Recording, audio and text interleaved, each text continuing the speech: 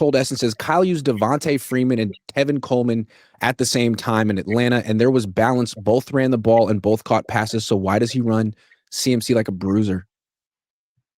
Oh, he just has so much confidence. You know, the thing about it is, right now, if you look at McCaffrey's stats, in 5 ball games, he's had 143 targets and carries as a receiver and as a running back. He's number 2 in the league in running the touches with the ball.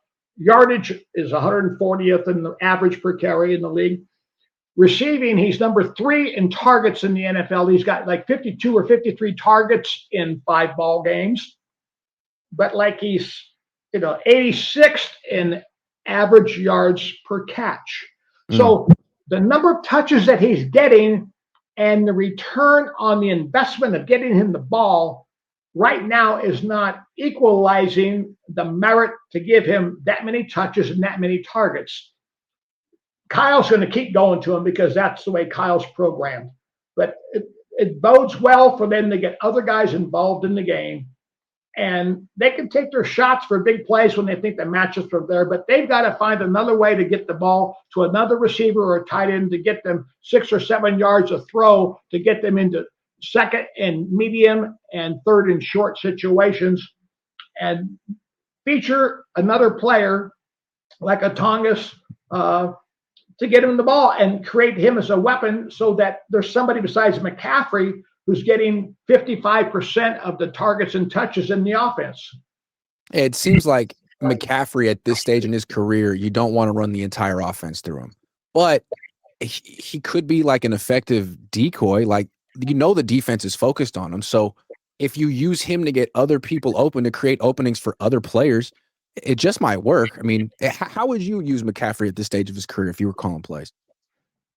Well, the hardest part is, okay, what runs can I run where I think he's got a chance? Rather than running, the outside zone, the inside zone in some weak leads, I might try to use him on a draw concept or on a trap concept once in a while and have a pass set by the offensive line and then hand the ball on a delay to McCaffrey where he has a better chance to see daylight rather than just having a dead sprint spot behind the hip or the butt of an offensive lineman who most likely is getting pushed back in McCaffrey's face. So that's number one. I would pull out some draws.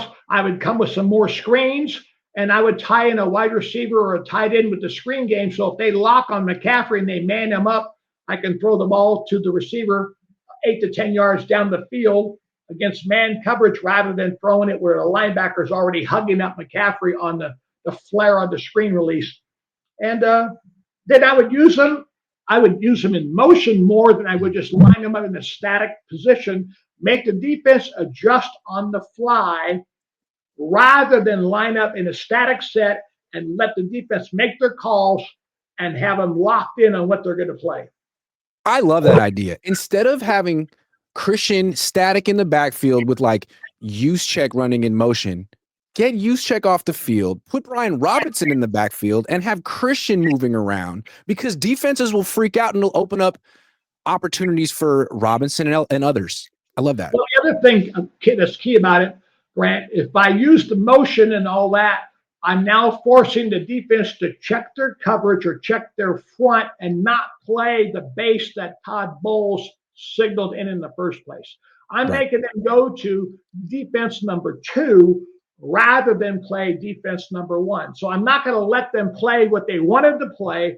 I'm going to make them have to adjust to a second coverage call or a second front call, not play the one they wanted to play. When the last few years, the Niners always had Debo who could go run around before the play and cause anxiety for not just anxiety, but force the other team to check their coverages and fronts, like you just mentioned. They don't have that element anymore. And maybe now that Christian seems to be a better receiver than a runner, he could be that guy if they could evolve a little bit. Exactly. I can use him to dictate that the defense has to make its adjustment. If they don't adjust, then I'm going to have him like on a choice route or an option route be wide open. If they start kicking the secondary to him with his movement, weak side, for example, then now that opens up somebody on the strong side of the formation. Tonjes. If the secondary is going left, I'm going to throw it right. When the secondary goes right, I'm going left. So I'm going to be attacking linebackers and underneath coverage rather than attacking the teeth of the secondary for the Buccaneers. Love that. Michael Mock says trade Purdy for Max Crosby. Win-win. Yeah, I don't think that'd fly in Vegas. No. If the Niners, let's say Mac Jones never loses again. No, let's just say Mac Jones takes the job from Purdy the way Purdy took it from Jimmy. Could the Niners trade Purdy? Would anyone want him in that contract? I can't see it because the thing about it is, if you look at his quarterback skill set, would you be enamored with his arm? Or would you always be lacking and wishing that it was more than what it is? The second one. Yeah. And so that's right off the bat. Then you look at the injury factor and you start to think about, is this guy going to be able to play 17 games a year?